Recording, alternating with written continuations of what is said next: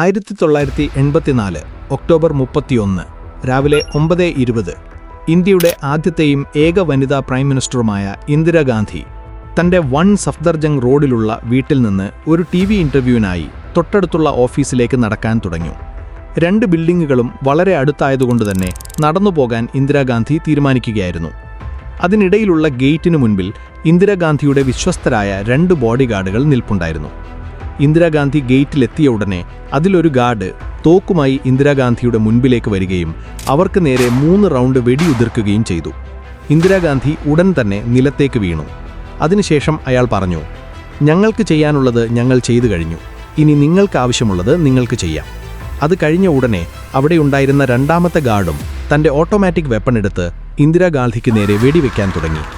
Official medical റിപ്പോർട്ടുകൾ പ്രകാരം മൊത്തം 31 ബുള്ളറ്റുകളാണ് അവർക്ക് നേരെ ഫയർ ചെയ്യപ്പെട്ടത്. അതിൽ 30 എണ്ണവും അവരുടെ ശരീരത്തിൽ കൊണ്ടിരുന്നു. എന്നാൽ അപ്പോഴും ഇന്ദിരാഗാന്ധിക്ക് ശ്വാസമുണ്ടായിരുന്നതിനാൽ തന്നെ ഉടനെ തന്നെ അവരെ ഹോസ്പിറ്റലിലേക്ക് കൊണ്ടുപോയി. എങ്കിലും ഇന്ത്യയിലെ ഏറ്റവും മികച്ച ഡോക്ടർമാർ ശ്രമിച്ചിട്ടും അവരുടെ ജീവനെ രക്ഷിക്കാൻ കഴിഞ്ഞില്ല. ഇന്ദിരാഗാന്ധിയുടെ മരണവാർത്ത പുറത്തുവന്നപ്പോൾ രാജ്യം മുഴുവൻ ഞെട്ടിത്തരിച്ചു. പ്രൈം മിനിസ്റ്റർ സ്വന്തം ഗാർഡുകളാൽ കൊല്ലപ്പെടുമെന്ന് ആർക്കും ചിന്തിക്കാൻ കഴിയുമായിരുന്നില്ല. ഇതിനു പിന്നാലെ ഇന്ത്യയിലുടനീളം ഭയാനകരമായ സാഹചര്യം പൊട്ടിപ്പുറപ്പെടുകയും ആയിരക്കണക്കിന് ആളുകൾ കൊല്ലപ്പെടുകയും ചെയ്തു. 1966 ഇന്ദിരാഗാന്ധി ഇന്ത്യയുടെ പ്രൈം മിനിസ്റ്ററായി തിരഞ്ഞെടുക്കപ്പെടുന്നത്. അവരൊരു സ്ത്രീ ആയിരുന്നതുകൊണ്ടുതന്നെ തുടക്കത്തിൽ പ്രതിപക്ഷമുള്ളവരുൾപ്പെടെ പലരും ഇന്ദിരാഗാന്ധിയെ കുറച്ചു കണ്ടു. എന്നാൽ പവറിൽ വന്നതിനു ശേഷം ഇന്ദിരാഗാന്ധി വളരെ ഇഫക്റ്റീവായ തീരുമാനങ്ങൾ എടുക്കാൻ തുടങ്ങി. 1971 ജനറൽ ഇലക്ഷൻ സമയത്ത് പാവപ്പെട്ടവർക്കായി ഇന്ദിരാഗാന്ധി ഗരീബി ഹട്ടാവോ ദേശ് ബച്ചാവോ അഥവാ ദാരിദ്ര്യം മാറ്റൂ രാജ്യത്തെ രക്ഷിക്കൂ എന്ന ഐക്കോണിക് മുദ്രാവാക്യവുമായി ക്യാമ്പയിൻ ആരംഭിച്ചു. റിസൾട്ട് വന്നപ്പോൾ കോൺഗ്രസ് 352 സീറ്റുകൾ നേടി വലിയ വിജയം കൈവരിച്ചു. ഇന്ദിരാഗാന്ധിയുടെ നേതൃത്വത്തിലാണ് 1971 ഇന്ത്യ പാക് യുദ്ധം നടന്നതും 93,000-ഓളം പാകിസ്ഥാൻ പട്ടാളക്കാരെ കീഴടക്കി ഇന്ത്യ വിജയം നേടിയതും. ബംഗ്ലാദേശിന്റെ സ്വാതന്ത്ര്യത്തിന് പിന്നിലെ ഏറ്റവും വലിയ പങ്കും ഇന്ദിരാഗാന്ധിക്കായിരുന്നു. തുടർന്ന് 1974 മറ്റു പല രാജ്യങ്ങളും എതിർത്തിട്ടും ഇന്ത്യ സ്മൈലിംഗ് ബുദ്ധ എന്ന ന്യൂക്ലിയർ ഡിവൈസ് വിജയകരമായി ടെസ്റ്റ് ചെയ്തു. വളരെ ചുരുങ്ങിയ വർഷങ്ങൾക്കുള്ളിൽ തന്നെ ഇന്ദിരാഗാന്ധി ഇന്ത്യയുടെ അയൺ ലേഡി എന്നറിയപ്പെടാൻ തുടങ്ങി.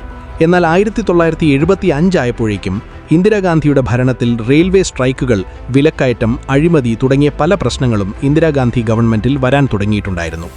തന്റെ സർക്കാർ വീക്ക് ആവുകയാണെന്ന് മനസ്സിലാക്കിയപ്പോൾ ഇന്ദിരാഗാന്ധി രാജ്യത്ത് അടിയന്തരാവസ്ഥ പ്രഖ്യാപിച്ചു.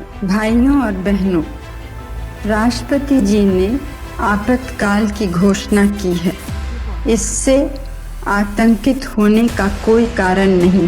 1985 ജൂണിൽ നിലവിൽ വന്ന എമർജൻസിയിലൂടെ പൗരന്മാരുടെ മൗലിക അവകാശങ്ങൾ റദ്ദാക്കുകയും മീഡിയയ്ക്കുമേൽ സെൻസർഷിപ്പ് കൊണ്ടുവരികയും പ്രതിപക്ഷ നേതാക്കളെ അറസ്റ്റ് ചെയ്യുകയും ചെയ്തു. 1977 എമർജൻസിക്ക് ശേഷം ഇലക്ഷൻ നടന്നപ്പോൾ ജനങ്ങൾ തങ്ങളുടെ ദേഷ്യം വോട്ടിലൂടെ കാണിക്കുകയും ഇന്ദിരാഗാന്ധി വലിയ മാർജിനിൽ പരാജയപ്പെടുകയും ചെയ്തു. പഞ്ചാബിൽ കോൺഗ്രസ് തോറ്റ് അകാലിദൾ പവറിൽ വന്നു. എന്നാൽ തോൽവി സമ്മതിക്കാതെ പവർ തിരിച്ചുപിടിക്കാൻ അവർ പഞ്ചാബിലെ രാഷ്ട്രീയത്തിൽ കൂടുതൽ ശ്രദ്ധിക്കാൻ തുടങ്ങി. എന്നാലും എമർജൻസി നിയമങ്ങൾ കാരണം പഞ്ചാബിലെ പല ആളുകളും ഇന്ദിരാഗാന്ധിക്ക് എതിരായി മാറിയിരുന്നു. കൃത്യം ഈ സമയത്ത് പഞ്ചാബിലെ രാഷ്ട്രീയ അസ്ഥിരത മുതലെടുത്ത് സിഖുകാർക്ക് മാത്രമായി സ്റ്റേറ്റ് ഓഫ് ഖാലിസ്ഥാൻ എന്ന സ്വതന്ത്ര രാജ്യം വേണമെന്ന ആവശ്യവുമായി ഖാലിസ്ഥാൻ മൂവ്മെന്റ് മുന്നോട്ട് വന്നു. ഈ മൂവ്മെന്റിലെ ഏറ്റവും പവർഫുള്ളായ നേതാവായിരുന്നു ജർണൈൽ സിംഗ് ഭിന്ദ്രൻവാല. വളരെ പെട്ടെന്ന് തന്നെ അയാൾ സിഖ് കമ്മ്യൂണിറ്റിയുടെ ഹീറോയായി മാറി. അതോടെ പഞ്ചാബിൽ ഫലത്തിൽ 2 സർക്കാരുകളുള്ള അവസ്ഥയായി. ഒരു വശത്ത് കോൺഗ്രസ് സർക്കാരും മറുവശത്ത് ഭിന്ദ്രൻവാലയുടെ സ്വന്തം സർക്കാരും. സമയം കഴിയും തോറും ജർണൈൽ സിംഗിന്റെ മൂവ്മെന്റ് ശക്തമാവുകയും അയാൾ ഒരു ആർമിയെ വരെ ഉണ്ടാക്കിയെടുക്കുകയും ചെയ്തു. സിഖുകാർ അയാളെ ഹീറോ ആയി കണ്ടപ്പോൾ ഇന്ത്യൻ സർക്കാർ അയാളെ വാണ്ടഡ് ലിസ്റ്റിൽ ഉൾപ്പെടുത്തി. 1984 ജർണൈൽ സിംഗും അയാളുടെ ആയുധധാരികളായ പോരാളികളും സിഖ് മതത്തിലെ ഏറ്റവും പുണ്യസ്ഥലമായ സുവർണ ക്ഷേത്രത്തിനുള്ളിൽ ഒളിച്ചിരിപ്പുണ്ടെന്ന് പോലീസിന് വിവരം ലഭിച്ചു. അവിടെ നിന്നാൽ ആരും ആക്രമിക്കില്ല എന്ന് ജർണൈൽ വിശ്വസിച്ചിരുന്നു. എന്നാൽ ജർണൈലിനെ തടഞ്ഞില്ലെങ്കിൽ പഞ്ചാബിൽ തന്റെ പരാജയം ഉറപ്പാണെന്ന് തോന്നിയ ഇന്ദിരാഗാന്ധി തന്റെ ജീവിതത്തിലെ ഏറ്റവും ഭയാനകരമായ ആ തീരുമാനമെടുത്തു. 1984 ജൂൺ ആദ്യം ആയിരക്കണക്കിന് സാധാരണ സിഖുകാർ സുവർണക്ഷേത്രത്തിലേക്ക് പ്രാർത്ഥിക്കാനായി വരുന്ന സമയത്ത് ഇന്ത്യൻ പട്ടാളക്കാർ ക്ഷേത്രം വളഞ്ഞ് കർഫ്യൂ പ്രഖ്യാപിച്ചു. കീഴടങ്ങാൻ വിസമ്മതിച്ച ഭിന്ദ്രൻവാലയും ഗ്രൂപ്പും പട്ടാളത്തിന് നേരെ ആക്രമണം തുടങ്ങി. ഇതിന് മറുപടിയായി ടാങ്കുകളും തോക്കുകളും ഉപയോഗിച്ച് ഇന്ത്യൻ ആർമിയും തിരിച്ചടിച്ചു. ഓപ്പറേഷൻ ബ്ലൂ സ്റ്റാർ എന്നറിയപ്പെടുന്ന ഈ ആക്രമണം 1984 ജൂൺ 5 രാത്രി തുടങ്ങി ജൂൺ 6 അവസാനിക്കുന്നത്. ഈ യുദ്ധത്തിൽ ആർമി ഭിന്ദ്രൻവാലയെ കൊലപ്പെടുത്തുകയും ചെയ്തിരുന്നു. എന്നാൽ അതിനൊപ്പം പ്രാർത്ഥിക്കാൻ വന്ന നിരവധി നിരപരാധികളായ സാധാരണക്കാർക്കും ജീവൻ നഷ്ടപ്പെടുകയും സുവർണക്ഷേത്രത്തിന് വലിയ നാശനഷ്ടങ്ങൾ സംഭവിക്കുകയും ചെയ്തിരുന്നു. ഈ സംഭവത്തിന് ശേഷം സിഖുകാർ ഇന്ദിരാഗാന്ധിയെ വെറുപ്പോടെയാണ് നോക്കിക്കണ്ടിരുന്നത്. ഗവൺമെന്റിന് ഇതൊരു സെക്യൂരിറ്റി ഓപ്പറേഷനായിരുന്നെങ്കിലും സിഖ് കമ്മ്യൂണിറ്റിയെ സംബന്ധിച്ചിടത്തോളം അത് അവരുടെ മതവിശ്വാസത്തിന് നേരെയുള്ള നേരിട്ടുള്ള ആക്രമണമായിരുന്നു. ഇതിൽ പങ്കെടുത്ത എല്ലാവരെയും കൊല്ലുമെന്ന് അവർ പ്രതിജ്ഞയെടുത്തു. അവരുടെ ആദ്യത്തെ ടാർഗറ്റ് തന്നെ ഇന്ദിരാഗാന്ധിയായിരുന്നു. ഇന്ദിരാഗാന്ധിക്ക് വധഭീഷണികൾ വന്നുകൊണ്ടിരുന്നതിനാൽ സെക്യൂരിറ്റിയിൽ നിന്ന് സിഖുകാരായ ഗാർഡുകളെ മാറ്റാൻ ഇന്റലിജൻസ് ഏജൻസികൾ ഉപദേശിച്ചിരുന്നു. എന്നാൽ അങ്ങനെ ചെയ്യുന്നത് തെറ്റായ സന്ദേശം നൽകുമെന്നും ജനങ്ങൾക്കിടയിൽ ഭിന്നത കൂട്ടുമെന്നും കരുതി ഇന്ദിരാഗാന്ധി അതിവിസമ്മതിച്ചു. അവർക്ക് തൻ്റെ ഗാർഡുകളിൽ വലിയ വിശ്വാസമായിരുന്നു അത്രേ. അവരിലൊരാളായിരുന്നു ഏകദേശം 10 വർഷമായി ഇന്ദിരാഗാന്ധിക്ക് സെക്യൂരിറ്റി നൽകുന്ന ബിയാന്ത് സിംഗ്. എന്നാൽ ബ്ലൂ സ്റ്റാർ സംഭവത്തിന് ശേഷം ബിയാന്ത് സിംഗും ഇന്ദിരാഗാന്ധിയെ വെറുക്കാൻ തുടങ്ങിയിരുന്നു. കുറച്ചു ദിവസങ്ങൾക്ക് ശേഷം ബിയാന്ത് തൻ്റെ പ്ലാൻ ഇന്ദിരാഗാന്ധിയുടെ മറ്റൊരു സിഖ് ഗാർഡായ സത്വന്ത് സിംഗുമായി പങ്കുവച്ചു. പ്രതികാരത്തിൻ്റെ തീ എരിയുകയായിരുന്ന സത്വന്ത് സിംഗും രണ്ടാമതൊന്നും ആലോചിക്കാതെ ബിയാന്തിനൊപ്പം ചേർന്നു. ഈ കാര്യത്തിനായി 1984 ഒക്ടോബർ 31 എന്ന തീയതി അവർ തെരഞ്ഞെടുത്തു. അന്ന് രാവിലെ സത്വന്ത് സിംഗ് വയർവേദനയാണെന്ന് പറഞ്ഞ് ബാത്റൂമിനടുത്തുള്ള ഗേറ്റിൽ നിൽക്കാനായി ഒരു എക്സ്ക്യൂസ് ഉണ്ടാക്കി. പ്ലാനിംഗ് അനുസരിച്ച് അവർ രണ്ടുപേരും ഓഫീസിനെയും വീടിനെയും തമ്മിൽ ബന്ധിപ്പിക്കുന്ന ആ ഗേറ്റിനടുത്ത് സ്ഥാനം പിടിച്ചു. ഒക്ടോബർ 31 രാവിലെ 9 മണിക്ക് ബ്രിട്ടീഷ് ഫിലിം മേക്കർ പീറ്റർ ഉസ്റ്റിനോവിന് ഒരു ഡോക്യുമെൻ്ററിക്കായി ഇൻ്റർവ്യൂ കൊടുക്കാൻ ഇന്ദിരാഗാന്ധി തയ്യാറെടുക്കുകയായിരുന്നു. ഇതിൻ്റെ വെന്യൂ ഓഫീസിന് തൊട്ടടുത്ത് തന്നെ ആയതുകൊണ്ട് അവർ അവിടേക്ക് നടന്നു പോകാൻ തീരുമാനിച്ചു. നടന്നു പോകുന്നതിനിടയിൽ തൻ്റെ പഴയ ഗാർഡായ ബിയാന്ത് സിംഗിനെ കണ്ടപ്പോൾ ഇന്ദിരാഗാന്ധി പതിവ് പോലെ ചെറിയൊരു ചിരിയോടെ നമസ്തേ പറഞ്ഞു. എന്നാൽ ദേഷ്യത്തോടെ നിന്ന ബിയാന്ത് സിംഗ് പെട്ടെന്ന് തൻ്റെ റിവോൾവർ പുറത്തെടുത്ത് തുടർച്ചയായി 3 തവണ ഇന്ദിരാഗാന്ധിക്ക് നേരെ വെടിയുതിർത്തു. ബുള്ളറ്റ് കൊണ്ട് ഇന്ദിരാഗാന്ധി താഴേക്ക് വീണ ഉടനെ സത്വന്ത് സിംഗും തൻ്റെ ഓട്ടോമാറ്റിക് വെപ്പൺ ഉപയോഗിച്ച് ഫയർ ചെയ്യാൻ തുടങ്ങി. മൊത്തം ഫയർ ചെയ്ത 31 ബുള്ളറ്റുകളിൽ 30 എണ്ണവും ഇന്ദിരാഗാന്ധിയുടെ ദേഹത്തു കൊണ്ടു. വെടിയൊച്ച കേട്ട് അടുത്തുള്ള സെക്യൂരിറ്റി ഗാർഡുകൾ ഓടിയെത്തി ബിയാന്ത് സിംഗിനെയും സത്വന്ത് സിംഗിനെയും വളഞ്ഞു.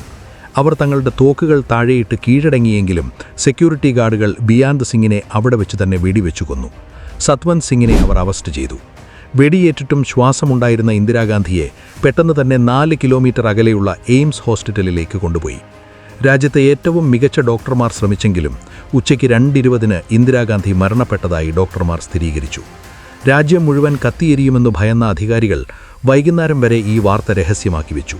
എന്നാൽ ഇന്ദിരാഗാന്ധിയുടെ മരണവാർത്ത പുറത്തു വന്നതും 2 സിഖ് ഗാർഡാണ് ഇതിൻ്റെ പിന്നിലെന്ന് ജനങ്ങൾ അറിഞ്ഞതും ഡൽഹിയിലുടനീളം സിഖ് വിരുദ്ധ മുദ്രാവാക്യങ്ങൾ ഉയരുകയും വലിയ കലാപം പൊട്ടിപ്പുറപ്പെടുകയും ചെയ്തു.